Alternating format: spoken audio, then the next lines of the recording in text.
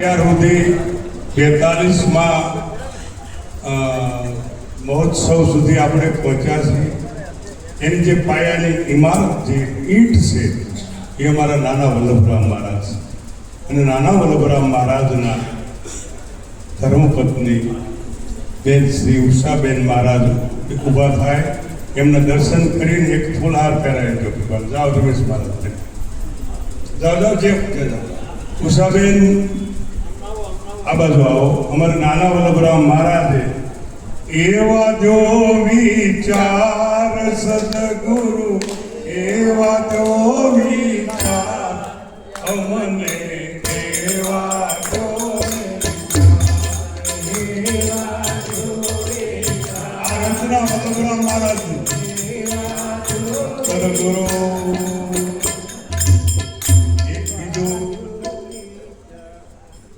જેઠારામ મહારાજે પણ આ પાયાની ઈંટ મૂકેલી છે.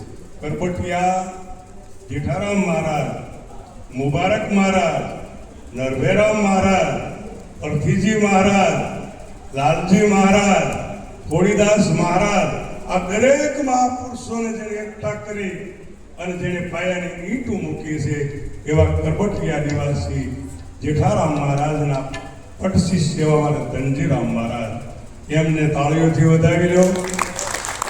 એવા જો વિચાર સદગુરુ, એવા જો વિચાર, એવા જો વિચાર, એવા જો વિચાર સદગુરુ, એવા જો વિચાર, એવા જો વિચાર. હવે જેણે પોતાનું સર્વસ્વ હોમી દીધું છે એવા અમારા મોટા વલ્લભરામ મહારાજના ધર્મપત્ની ગંગાબા મહારાજ અહીં આવી અને એનું કહીએ કે કોઈ વાંધો નહીં, સારું કહેવાય. અને હવે એક મહાપુરુષને સાંભળીને પછી આપણે પૂર્ણાહુતિ કરશું. ભગવાન મનસુખ મહારાજ, લાલજી મહારાજના એ પણ દર્શન આપી પોતાનો સંગીત રજૂ કરે, ત્યાર પછી આપણે અહીંથી વિસર્જન કરશું. બધાને સાંભળ્યા, તમે સાંભળ્યું એ પણ તમને પણ ધન્યવાદ છે. બોલો સદગુરુ મહારાજ.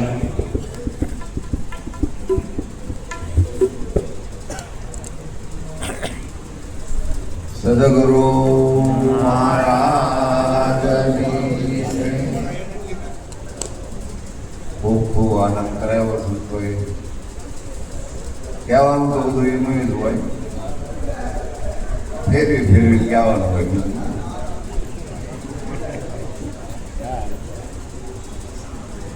પણ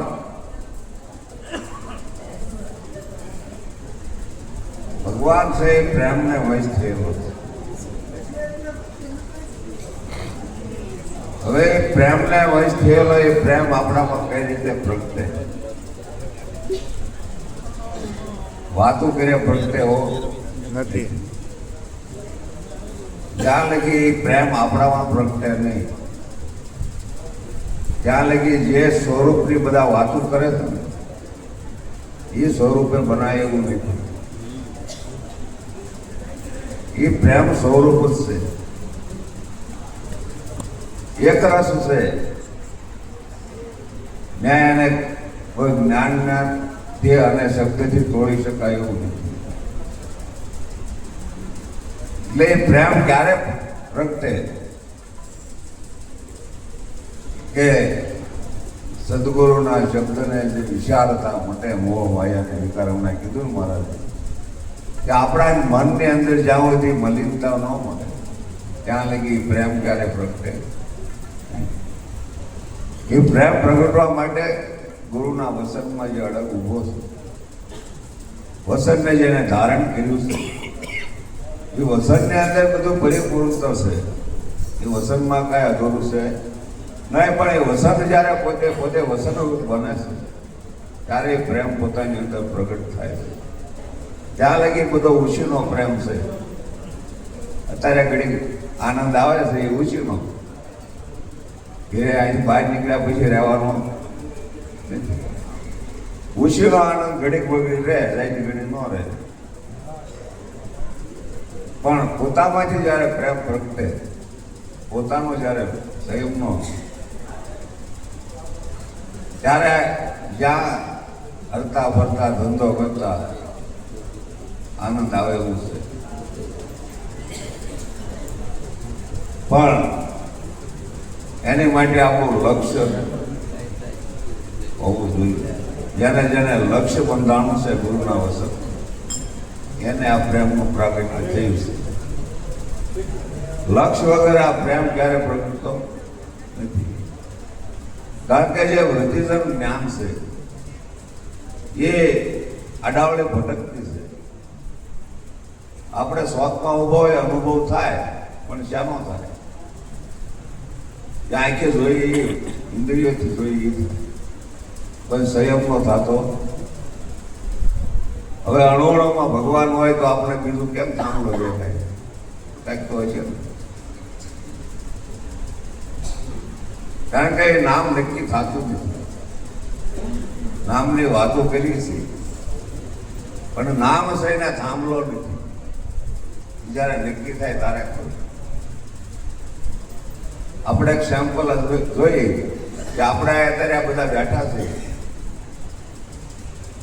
આપણે તેજોરીમાં રૂપિયા પીડ્યો અહીંથી દેખાય કે ન દેખાય? દેખાય. જેને જેને પડ્યા હોય ને દેખાય કે ન દેખાય? લેણું હોય તો દેખાય કે ન દેખાય? અને વાડી હોય તો દેખાય કે ન દેખાય? ક્યાં ફૂકશે એ દેખાય? બધું દેખાય. એટલે કે આંખ વગર દેખાય ને આંખની જરૂર ને અનુભૂતિની જરૂર છે.